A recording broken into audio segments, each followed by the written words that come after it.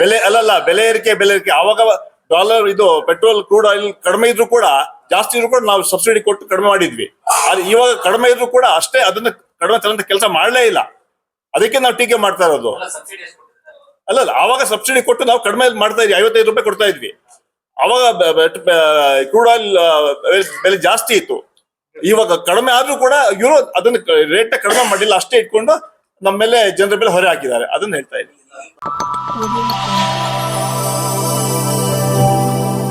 Welcome to M news Bijapur. चलिए चलते हैं आज की खबरों की ओर। ದೊಡ್ಡ ಒಂದು ಕಾರ್ಯಕ್ರಮ ಅದು. ಇಡೀ ಪ್ರಪಂಚದಲ್ಲಿ ಅಷ್ಟು ದೊಡ್ಡ ಕಾರ್ಯಕ್ರಮ ಎಲ್ಲೂ ಕೂಡ ಇವತ್ತು ಆಗಿಲ್ಲ. ಮಹಿಳಾ ಸಬಲೀಕರಣ ಬಗ್ಗೆ ಏನ್ ಹೇಳ್ತೀವಿ ನಾವು, ಆ ಹಿನ್ನೆಲೆಯಲ್ಲಿ ಮಹಿಳೆ ದೊಡ್ಡ ಶಕ್ತಿ ಕೊಡುವಂತ ಕೆಲಸ ನಮ್ಮ ಕಾರ್ಯಕ್ರಮ ನಮ್ಮ ಸರ್ಕಾರ ಕೊಟ್ಟಿದೆ. ಈ ಗ್ಯಾರಂಟಿಗಳ ಮೂಲಕ ಜನರಿಗೆ ಏನು ನಾವು ಮಾತು ಕೊಟ್ಟಿದ್ವಿ, ವಾಗ್ದಾನ ಮಾಡಿದ್ವಿ, ನುಡಿದಂತೆ ನಾವು ನಡೆದಿದ್ದೀವಿ.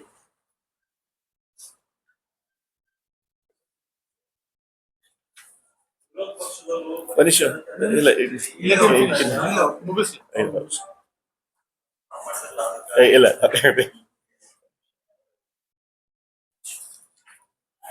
ಅದೇ ರೀತಿ ಈಗ ಇವತ್ತು ಭಾರತೀಯ ಜನತಾ ಪಾರ್ಟಿ ಬಗ್ಗೆ ಹೇಳಿದ್ರೆ ಇವತ್ತು ನಮ್ಮ ಮೇಲೆ ಟೀಕೆ ಮಾಡ್ತಾರೆ. ಅವ್ರ ಸರ್ಕಾರ ಒಂದು 12 ವರ್ಷ ಆದ್ರೂ ಕೂಡ ಕೊಟ್ಟಂತಹ ಮಾತುಗಳನ್ನ ಉಳಿಸ್ಕೊಂಡಿಲ್ಲ. ತಮ್ಮ ಮೂಲಕ ನಾನು ಹೇಳ್ಬೇಕಂತ ಹೇಳಿದ್ರೆ, ನಾವು ಬಹಳ ಧೈರ್ಯದಿಂದ ಹೇಳ್ತಾ ಇದೀವಿ, ನಾವು ನುಡಿದಂತೆ ನಡೆದೀವಿ ಅಂತ. ಅದೇ ರೀತಿ ಮಾತಿಗೆ ತಪ್ಪಿದ ಬಿಜೆಪಿ ಕೇಂದ್ರ ಸರ್ಕಾರ 12 ವರ್ಷ ಆಯ್ತು. ಅಧಿಕಾರಕ್ಕೆ ಬರೋ ಮುಂಚೆ ಭಾಷಣ ಮಾಡ್ತಾ ಇದ್ರು, ನಮ್ಮ ಸರ್ಕಾರ ಅಧಿಕಾರಕ್ಕೆ ಬಂದ್ರೆ 100 ದಿನಗಳಲ್ಲಿ ಕಪ್ಪು ಹಣ ತಂದು ಪ್ರತಿಯೊಬ್ಬರ ಅಕೌಂಟ್ಗೆ 15 ಪ್ರತಿ ವರ್ಷ 2 ಕೋಟಿ ಉದ್ಯೋಗ ಯುವಕರಿಗೆ ನಾವು ಕೊಡ್ತೀವಿ ಅಂತ ಹೇಳಿದ್ರು. 12 ವರ್ಷ ಇತ್ತು, 22 ಕೋಟಿ 24 ಕೋಟಿ ಉದ್ಯೋಗ ಕೊಡ್ಬೇಕಾಯ್ತು. ಬಹುಶಃ 24 ಲಕ್ಷ ಕೊಟ್ಟರು ಇಲ್ವೋ ಅದು ಕೂಡ ಯೋಚನೆ ಮಾಡಬೇಕಾಗಿದೆ. ರೈತರಿಗೆ ಡಬಲ್ ಇನ್ಕಮ್ ಮಾಡ್ತೀವಿ ಅಂತ ಹೇಳಿದ್ರಿ, ಯಾವ ಡಬಲ್ ಇನ್ಕಮ್ ಆಗ್ಲಿಲ್ಲ. ಅದೇ ರೀತಿ ಬೆಲೆ ಏರಿಕೆ ಬಗ್ಗೆ ಹೇಳಿದ್ರೆ ನಮ್ಮ ಟೀಕೆ ಮಾಡ್ತಾರೆ. ಆದ್ರೆ ಅವ್ರೇನ್ ಮಾಡಿದ್ರು, ಮನಮೋಹನ್ ಸಿಂಗ್ ಪ್ರೈಮ್ ಮಿನಿಸ್ಟರ್ ಇರುವಾಗ, ನಮ್ಮ UPA ಸರ್ಕಾರ ಅಧಿಕಾರದಲ್ಲಿರುವಾಗ ಪೆಟ್ರೋಲ್ ಬೆಲೆ 55 ರೂಪಾಯಿ ಇತ್ತು, ಅದು 100ಕ್ಕೆ ದಾಟಿದೆ. ಅದೇ ರೀತಿ ಡೀಸೆಲ್ ಬೆಲೆ ಇರ್ಬೋದು, ಗ್ಯಾಸ್ ಬೆಲೆ 400 ರೂಪಾಯಿ ಇತ್ತು, 1000ಕ್ಕೆ ದಾಟಿದೆ. ಸೊ ಇದೆಲ್ಲ ಜಾಸ್ತಿ ಆಗಿ ಇವತ್ತು ಅವರು ನಮ್ಮ ಮೇಲೆ ಟೀಕೆ ಮಾಡಿದ ನೈತಿಕ ಹಕ್ಕನ್ನೇ ಕಳ್ಕೊಂಡಿದ್ದಾರೆ. ಯಾಕಂತ ಹೇಳಿದ್ರೆ ಹಲವಾರು ವಿಚಾರಗಳನ್ನ ಅವರು ಹೇಳಿದ್ರು, ಆದ್ರೆ ಯಾವುದು ಕೂಡ ಅನುಷ್ಠಾನಕ್ಕೆ ತರಲಿಲ್ಲ. ಆ ವಿಚಾರ ಕೊಟ್ಟು ಜನರಿಗೆ ಹೇಳುವಂತ ಕೆಲಸ ನಾವು ಮಾಡ್ತೀವಿ. ಅದೇ ರೀತಿ ಅವರು ಇವತ್ತು ನರೇಗಾ ಸುಮಾರು 20 ವರ್ಷ ಹಿಂದೆ ಸನ್ಮಾನ್ಯ ಮನಮೋಹನ್ ಸಿಂಗ್ ಸೋನಿಯಾ ಗಾಂಧಿ ನಾಯಕತ್ವದ ನರೇಗಾ ಕಾರ್ಯಕ್ರಮ ಅನುಷ್ಠಾನ ತಂದ್ವಿ. ಇತ್ತೀಚೆಗೆ ಒಂದು ಹೊಸ ಕಾಯ್ದೆ ತೆಗೆದು ಅದನ್ನ ಬದಲಾವಣೆ ಮಾಡಿದ್ರು. ಇವ್ರು ನಮ್ಮ ಮೇಲೆ ಟೀಕೆ ಮಾಡಿಬಿಟ್ಟು ಪಂಡಿತ್ ವಂಶ ಪರಂಪರೆ ಅಂತ ಮಾತನ್ನ ಹೇಳಿ ಜವಾಹರ್ಲಾಲ್ ನೆಹರು ಹೆಸರನ್ನ ಕಾರ್ಯಕ್ರಮಗಳ ಹೆಸರುಗಳನ್ನು ತೆಗೆದ್ರು, ಇಂದಿರಾ ಗಾಂಧಿ ಹೆಸರುಗಳನ್ನ ಕಾರ್ಯಕ್ರಮಗಳು ತೆಗೆದ್ರು, ರಾಜೀವ್ ಗಾಂಧಿಯವರ ಹೆಸರುಗಳ ಕಾರ್ಯಕ್ರಮ ತೆಗೆದ್ರು, ಕೊನೆಗೆ ಮಹಾತ್ಮ ಗಾಂಧಿಯ ಹೆಸರುಗಳು ತೆಗೆದ್ರು.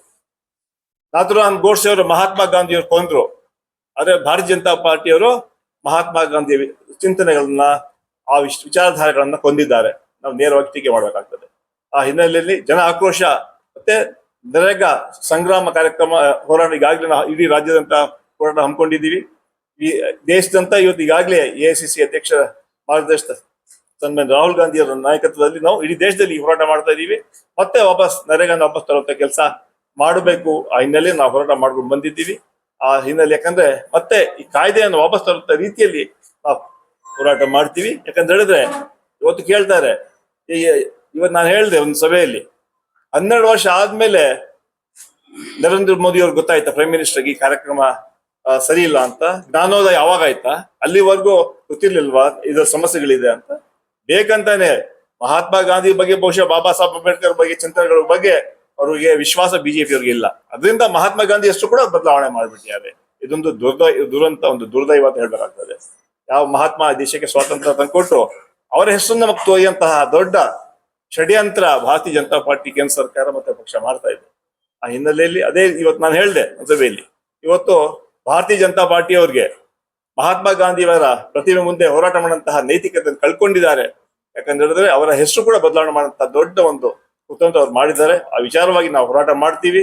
ಅವತ್ತು ಏನ್ ಕಾರ್ಯಕ್ರಮವನ್ನು ಸಂಪೂರ್ಣವಾಗಿ ಬದಲಾವಣೆ ಮಾಡಿ ಆ ಭಾಗದ ವಿಶೇಷವಾಗಿ ಗ್ರಾಮೀಣ ಭಾಗದ ಜನರಿಗೆ ಏನು ಬೇರೆ ಕಾರ್ಯಕ್ರಮದಲ್ಲಿ ಸಾಕಷ್ಟು ಸಹಾಯ ಆಗ್ತಾ ಇತ್ತು, ಅದನ್ನ ತಡೆ ಮಾಡುವಂತ ಕೆಲಸ ಈ ಬಿಜೆಪಿ ಅವರು ಮಾಡಿದಾರೆ ಅಂತ ಮಾತನ್ನ ಹೇಳ್ತಾ ಇವತ್ತು ಅದ್ರ ವಿರುದ್ಧ ಕೂಡ ನಾವು ಹೇಳುವಂತ ಕೆಲಸವನ್ನು ಮಾಡ್ತೀವಿ. ಮುಂಬರುವಂತಹ ತಾಲೂಕ್ ಪಂಚಾಯತ್, ಜಿಲ್ಲಾ ಪಂಚಾಯತ್ ಚುನಾವಣೆ, ಗ್ರಾಮ ಪಂಚಾಯತ್ ಬಹುಶಃ ಮೇ ಅಲ್ಲಿ ಆಗಂತ ಸಾಧ್ಯತೆ ಇದೆ. ಅದಕ್ಕೆಲ್ಲ ಪಕ್ಷ ತಯಾರಿ ಆಗ್ತಾ ಇದೆ. ಈ ಚುನಾವಣೆಯಲ್ಲಿ ನಮ್ಮ ಸರ್ಕಾರದ ಸಾಧನೆ ಹಾಗೂ ಭಾರತೀಯ ಜನತಾ ಪಾರ್ಟಿಯ ವೈಫಲ್ಯಗಳನ್ನು ಜನರಿಗೆ ಹೇಳುವಂತ ಕೆಲಸ ನಾವು ಮಾಡ್ತೀವಿ. ಈ ಚುನಾವಣೆಯಲ್ಲಿ ನಮ್ಮ ಸರ್ಕಾರದ ಸಾಧನೆಗಳು, 5 ಗ್ಯಾರಂಟಿಗಳು ನಮ್ಮ ಗೆಲುವಿಗೆ ಶ್ರೀರಕ್ಷೆ ಆಗಲಿದೆ ಅಂತ ವಿಶ್ವಾಸವನ್ನು ವ್ಯಕ್ತಪಡಿಸ್ತಾ, ನಮ್ಮ ಪಕ್ಷ ಅಧಿಕಾರಕ್ಕೆ ಬಂದ ನಂತರ ಪ್ರಾಮಾಣಿಕವಾಗಿ ದುಡಿದಂತೆ ನಡೆದಿದ್ದೀವಿ, ಗೆದ್ದಿದ್ದೀವಿ ಅಂತ ಬೀಗಲ್ಲ, ಅದು ನಮ್ರತೆಯಿಂದ ಜನ ಕೊಟ್ಟಂತ ಇದು ಆಶೀರ್ವಾದ ಏನಿದೆ, ಜನಪರ ಕೆಲಸ ನಾವು ಮಾಡ್ತಾ ಇದ್ದೀವಿ. ಈಗಾಗಲೇ ಸುಮಾರು 7 ವರ್ಷ 9 ತಿಂಗಳಾಗಿದೆ. ಮಿಕ್ಕಿದ 2 ವರ್ಷ ಮತ್ತೆ ನಾವು ಮಾಡ್ತೀವಿ. ನಮ್ಮ ಕಾರ್ಯಕ್ರಮಕ್ಕೆ ಮೆಚ್ಚಿದ್ದಾರೆ. ಅದಕ್ಕೆ 3 ಬೈ ಎಲೆಕ್ಷನ್ ಕೂಡ ಕಾಂಗ್ರೆಸ್ ಪಕ್ಷಕ್ಕೆ ಜನ ಆಶೀರ್ವಾದ ಮಾಡಿ ಗೆಲ್ಲಿಸಿದ್ದಾರೆ. ಮುಂಬರುವಂತಹ 2 ಅಸೆಂಬ್ಲಿ ಬೈ ಎಲೆಕ್ಷನ್ ಕೂಡ ನಾವೇ ಗೆಲ್ತೀವಿ ಅಂತ ವಿಶ್ವಾಸ ವ್ಯಕ್ತಪಡಿಸ್ತಾ, ಮತ್ತೆ 2028 ನಾವೇ ಅಧಿಕಾರಕ್ಕೆ ಬರ್ತೀವಿ ಅಂತ ವಿಶ್ವಾಸವನ್ನು ವ್ಯಕ್ತಪಡಿಸ್ತಾ ಇದ್ದೀವಿ. ಪ್ರತಿ ಮನುಷ್ಯನ ಮೇಲೆ 1 ಲಕ್ಷಕ್ಕಿಂತ ಹೆಚ್ಚು ಭಾರ ಬಿದ್ದಿತ್ತು ಒಂದು. ಆಮೇಲೆ ನಿಮ್ ಗ್ಯಾರಂಟಿಗಳನ್ನ ನೀವು ಕಂಟಿನ್ಯೂ ಮಾಡೋ ಉದ್ದೇಶದಿಂದ SC/ST ಇರುವಂತ ದುಡ್ಡುಗಳನ್ನ ನೀವು ಬಳಸ್ಕೊಂಡ್ ಮಾಡಕ್ಕೆ ಅನ್ನುವಂತ 2 ಆರೋಪಗಳು ನಿಮ್ಗೆ ಬರ್ತದೆ. ಮೊದಲನೇ ಆರೋಪ, ಈಗಾಗಲೇ ಸನ್ಮಾನ್ಯ ಸಿದ್ದರಾಮಯ್ಯ ಅವರು ಹೇಳಿದ್ರು, ನಮ್ಮ ಆರ್ 28% ಕಡಿಮೆ ಆಸ್ ಪರ್ ದ ಗೈಡ್ಲೈನ್ಸ್ ನಾವು ಮಾಡಿದ್ದೀವಿ.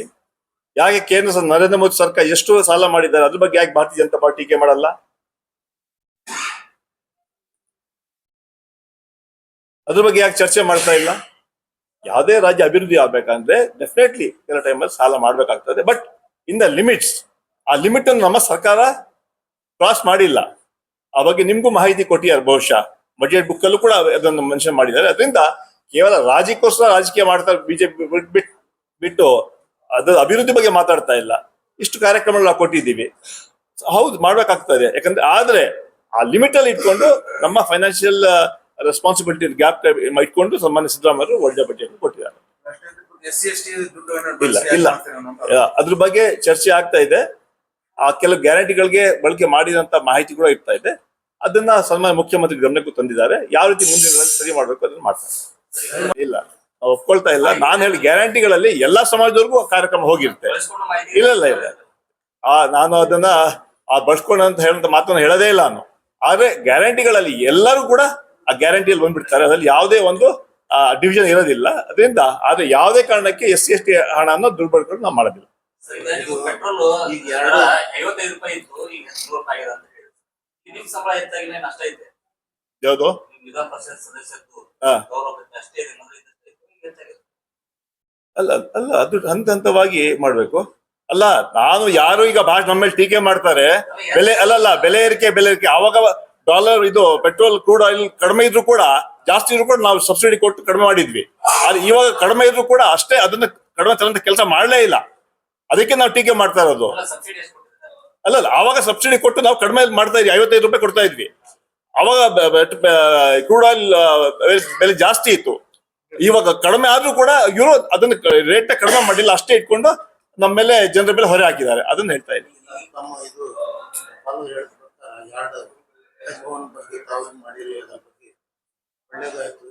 ಈಗ ಅದು ಶಾದಿ ಮಹಲ್ ಆಗಲಿ, ಭವನ್ ಆಗಲಿ, ಅದು ಪಿರಿಯಡ್ ಇರ್ತದೆ, ಸೀಸನ್ದಾಗ ಅಷ್ಟೇ ನಡೀತಾವ, ಮಾರ್ಕೆಟ್ ಖಾಲಿ ಇರ್ತಾವ. ಅದ್ರ ಸಲುವಾಗಿ ತಮ್ಮ ಒಂದು ಇನ್ಕ್ಲೂಡಿಂಗ್ ಶಾದಿ ಮಹಲ್ ಅಲ್ಲಿ ಏನ್ ಮಲ್ಟಿಪರ್ಪಸ್ ವ್ಯವಸ್ಥೆ ಮಾಡ್ತೀರಿ, ಬರೀ ಅಲ್ಲಿ ಹಂಗೆ ಬಿಟ್ಬಿಡ್ತೀರಿ? ಅದು ಏನ್ ತಮ್ಮ ಕಡೆ ಹಜ್ ಭವನ್ ಏನ್ ಮಾಡ್ತೀವಿ, ಅದು 1 ತಿಂಗಳು ಮಾತ್ರ ಬಳಕೆ ಆಗತ್ತೆ. 11 ತಿಂಗಳು ಅಲ್ಲಿ ಕಂಪ್ಯೂಟರ್ ಟ್ರೈನಿಂಗ್ ಇರ್ಬೋದು, ಸ್ಕಿಲ್ ಟ್ರೈನಿಂಗ್ ಇರ್ಬೋದು, IAS IPS UPS ಟ್ರೈನಿಂಗ್ ಇರ್ಬೋದು, ಅದಕ್ಕೆಲ್ಲ ಬಳಕೆ ಮಾಡ್ಕೊಂಡು ಇಟ್ಟು ಮಲ್ಟಿಪರ್ಪಸ್ ಹಾಲ್ ಆಗಿ ಅದನ್ನ ಮಾಡ್ಬಿಟ್ಟು ಇಡೀ ವರ್ಷ ಹಾಲ್ ಅನ್ನ ಬಳಕೆ ಮಾಡಂತ ರೀತಿಯಲ್ಲಿ ನಾವು ಎಲ್ಲಾ ಕಾರ್ಯಕ್ರಮಗಳು ಮಾಡ್ತೀವಿ. ಹಜ್ ಸಮಯ ಬಿಟ್ಟು ಬೇರೆ ಸಮಯದಲ್ಲಿ it should become A place where for all this training purpose. ಅದರಿಂದ ಸಾಕಷ್ಟು ಇಲ್ಲ ಶಾದಿ ಮಹಲ್ ಬಗ್ಗೆ ಮತ್ತೆ ಚರ್ಚೆ ಮಾಡಬೇಕಾಗ್ತದೆ. ಅಲ್ಲ ಶಾದಿ ಮಹಲ್ ಯಾಕಂದ್ರೆ ಟೈಮ್ ಟು ಟೈಮ್ ಬುಕಿಂಗ್ ಆಗ್ತಾ ಇರುತ್ತೆ. ಯಾವಾಗ ಬುಕಿಂಗ್ ಆಗೋದಿಲ್ಲ ಅಂತ ಸಮಯದಲ್ಲಿ ಏನೋ ಒಂದು ಕಾರ್ಯಕ್ರಮ ಆಗ ಬಗ್ಗೆ ನಾವು ಚಿಂತೆ ಮಾಡ್ತೀವಿ.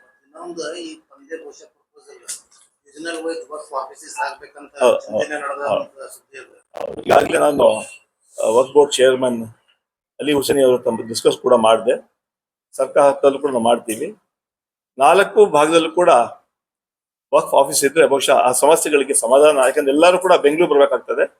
ಅದ್ರ ಬಗ್ಗೆ ಮುಖ್ಯಮಂತ್ರಿ ಬಗ್ಗೆ ಮತ್ತೆ ಕನ್ಸರ್ನ್ ಮಿನಿಸ್ಟರ್ ಚರ್ಚೆ ಮಾಡಿ ಅದ್ರ ಬಗ್ಗೆ ಏನ್ ತೀರ್ಮಾನ ತಗೋಬೇಕಾದ್ರೆ ಮುಂದಿನ ತೀರ್ಮಾನ ತಗೋತೀವಿ. ಇನ್ನೊಂದು ಲಾಸ್ಟ್ ಟೈಮ್ ತಾವು ಬಂದಿದ್ರಿ, ಪ್ರಯತ್ನ ಮಾಡಿದ್ದು ಗೊತ್ತಾಗಿದೆ. ವರ್ಲ್ಡ್ ಸ್ಕೂಲ್ ಬಗ್ಗೆ ರಿಸಲ್ಟ್ ಏನಾಗ್ತಾ ಮಾಡ್ತಾ ಇದ್ದೀರಿ? ಈಗಾಗಲೇ ಅದನ್ನ ಪ್ರಯತ್ನ ಮಾಡ್ತಾ ಇದೀವಿ. ನಮ್ಗೆ ವಿಶ್ವಾಸ ಇದೆ ಆದಷ್ಟು ಬೇಗ ಕೆಲಸ ಆಗತ್ತೆ. ಯಾಕಂದ್ರೆ ಚೀಫ್ ಮಿನಿಸ್ಟರ್ ಬಂದಾಗ ನಾನು ನೋಡ್ರು ಫ್ಲೈಓವರ್ ಹೇಳಿದ್ರು, ಒಂದು ಡಿಮಾಂಡ್ ಇಟ್ಟರು. ಇಮಿಡಿಯೇಟ್ಲಿ ನಿಮ್ ಚೀಫ್ ಮಿನಿಸ್ಟರ್ ಅವರು ನಾನು ಮಾಡ್ತೇನೆ ಅಂತ ಹೇಳಿದ್ರು. ಇದು ಬರೀ ಒಂದು 124 ಇಯರ್ ಸ್ಕೂಲ್ದು ಡಿಮಾಂಡ್ ಇದು. ಇದು ಮಾಡ್ಲಾಕ್ ಸಾಧ್ಯ ಆಗಿಲ್ಲ ನಿಮ್ಗೆ. ಅವ್ರು CM ಯತ್ನಾಳ್ ಮಾತು ಕೇಳಿ immediately fraction of second reply ಕೊಟ್ಟರು, ಫ್ಲೈಓವರ್ ನಾ ಮಾಡ್ತೀವಿ ಅಂತ. ಬಟ್ ಈಸ್ ದಿಸ್ ಏನ್ ನಡೆದಂತ ನಿಮ್ ಸರ್ಕಾರ ನಮ್ಮೇಲೆ ವಿಶ್ವಾಸ ಇಡಿ, ಆದಷ್ಟು ಬೇಗ ಆರ್ಡರ್ ಕಾಪಿ ಬರುತ್ತೆ ಅಂತ ಹೇಳಕ್ ಬಯಸ್ತಾ ಇದ್ದೀನಿ. ಆಗತ್ತೆ ವಿಶ್ವಾಸ. ಯಾವಾಗ ಆ?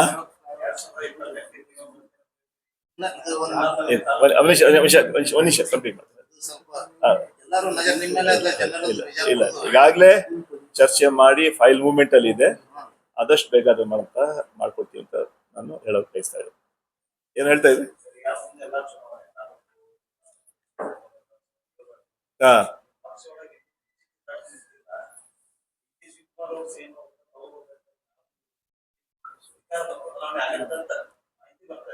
ನೋಡಿ ನಾನು ಮುಂಚೆನೆ ಹೇಳ್ದೆ, ನಮ್ಮೇಲೆ ಏನ್ ಜವಾಬ್ದಾರಿ ಕೊಟ್ಟು ಜನ 140 ಶಾಸಕರನ್ನ ಎಲೆಕ್ಟ್ ಮಾಡಿ ರಾಜ್ಯದಲ್ಲಿ ಕಾರ್ಯಕ್ರಮ ತರಬೇಕು, ನಾವು ಏನು ಕೊಟ್ಟಂತ ಮ್ಯಾನಿಫೆಸ್ಟೋ ಇಂಪ್ಲಿಮೆಂಟ್ ಮಾಡ್ಬೇಕಂತ ಹೇಳಿದ್ವಿ. ಅದೆಲ್ಲ ಕೆಲಸ ನಾವು ಮಾಡ್ತಾ ಇದ್ವಿ. ಎಲ್ಲಾ ಗ್ಯಾರಂಟಿಗಳನ್ನ ಅನುಷ್ಠಾನ ತಂದಿದ್ವಿ. ಎಲ್ಲಾ ವಿಚಾರಗಳನ್ನ ಎಲ್ಲಾ ಸಮಾಜ ವರ್ಗದ ಜನರ ಕಷ್ಟಗಳು ಸ್ಪಂದಿಸಿದೀವಿ ನಾವು.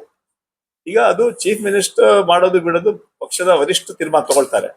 ಆದ್ರೆ ಒಟ್ಟಾರೆ ಒಂದ್ ಮಾತು ಹೇಳುವಲ್ಲ ನಾನು, ಈ 5 ಚುನಾವಣೆ, ನಮ್ಮ ಕೇರಳ ಇರ್ಬೋದು, ತಮಿಳುನಾಡು, ಇದು 5 ರಾಜ್ಯ ಚುನಾವಣೆ ನಂತರ ಬಜೆಟ್ ನಮ್ಮ ಕ್ಯಾಬಿನೆಟ್ ಎಕ್ಸ್ಪೆನ್ಷನ್ ಆಗುತ್ತೆ ಅಷ್ಟು ಮಾತ್ರ ಹೇಳ್ಬಲ್ಲೆ. So after these 5 state elections there will be reconstitution of the budget, reconstitution of the cabinet ಅಷ್ಟನ್ನು ಹೇಳ್ಬಲ್ಲೆ.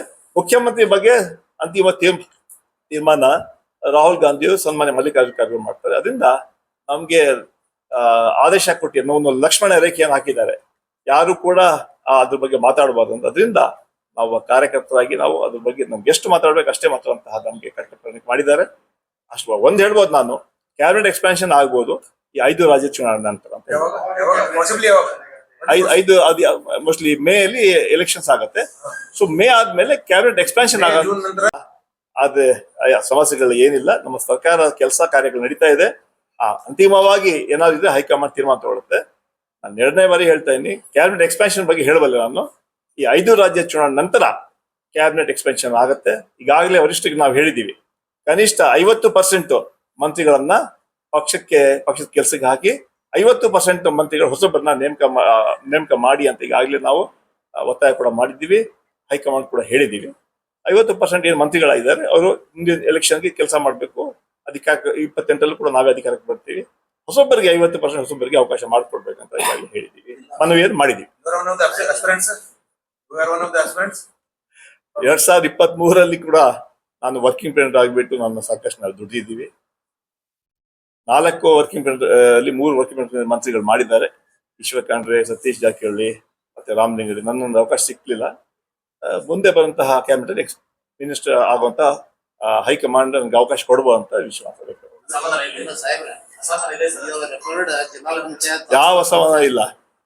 ಕಾಂಗ್ರೆಸ್ ಅಲ್ಲಿ 45 ವರ್ಷ ಆಯ್ತು. ನಾನು ಬ್ಲಾಕ್ ಇಂದ ರಾಷ್ಟ್ರ ಮಟ್ಟದಲ್ಲಿ ಕೆಲಸ ಮಾಡಿದೆ. 3 ಪ್ರೈಮ್ ಮಿನಿಸ್ಟರ್ ಜೊತೆ ಕೆಲಸ ಮಾಡಿದ್ದೀನಿ, ರಾಜೀವ್ ಗಾಂಧಿ, PV ನರಸಿಂಹರಾವ್, ಮನಮೋಹನ್ ಸಿಂಗ್ ಜೊತೆ. ಅದರಿಂದ ಅದೆಲ್ಲ ಯಾವುದೇ ಒಂದು ವಿಚಾರ ಅಸಮಾಧಾನ ಇಲ್ಲವೇ ಇಲ್ಲ ಕಾರ್ಯಕರ್ತನಾಗಿ. ಆದ್ರೆ ಈ ಸರ್ಕಾರ ಶಿವಕುಮಾರ್ ಅವ್ರ ಜೊತೆ ವರ್ಕಿಂಗ್ ಆಗಿ ಪ್ರಾಮಾಣಿಕವಾಗಿ ದುಡಿದಿದ್ದೀವಿ ನಾವು. ಈ ಅಧಿಕಾರ ಬರುವಲ್ಲಿ ನಮ್ದು ಕೂಡ ಪಾತ್ರ ಇದೆ ಅಷ್ಟನ್ನ ಹೇಳ್ಬಲ್ಲ.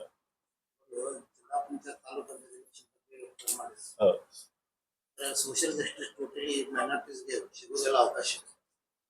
ಯಾರು ಲಾಸ್ಟ್ ರೆಕಾರ್ಡ್ ನೋಡಿದಾರೆ 1-2 ಜಿಲ್ಲಾ ಪಂಚಾಯತ್ ಬಗ್ಗೆ ಔಟ್ ಎಲೆಕ್ಟ್ ಬರೀ ಟಿಕೆಟ್ ಕೊಡ್ತೀರಿ. ಯಾವ ತರ ಅವ್ರಿಗೆ ಕೆಲಸ ಬರೋದು ತಂತ್ರಗಾರಿಕೆ ಇದ್ರ ಬಗ್ಗೆ ಏನ್ ಸುಶಿಕ್ಷಿತ ಅಂತ ಇಲ್ಲೇ ಇಲ್ಲ. ಇದ್ರಾಗ ನಿಮ್ ಜಿಲ್ಲಾ ಪಂಚಾಯತ್ ತಾಲೂಕು ಗ್ರಾಮ ಪಂಚಾಯತ್ ಅಂತ ಥೋಡೆ ಜನ ಬರ್ತಾರೆ, ಇದ್ರಾಗಂತೂ ಯಾರು ಬರೋದಿಲ್ಲ. ಇದ್ರ ಬಗ್ಗೆ ಈಗಾಗಲೇ ನಾವು ನಮ್ಮ ಲೆಜಿಸ್ಲೇಟಿವ್ ಫೋರಂ ಅಲ್ಲಿ ನಾವು ಮೈನಾರಿಟಿ ಲಿಸ್ಟ್ ಫೋರಂ ಚರ್ಚೆ ಕೂಡ ಮಾಡಿದ್ದೀವಿ. ಯಾವ ರೀತಿ ಪ್ರತಿ ಜಿಲ್ಲೆಯಲ್ಲಿ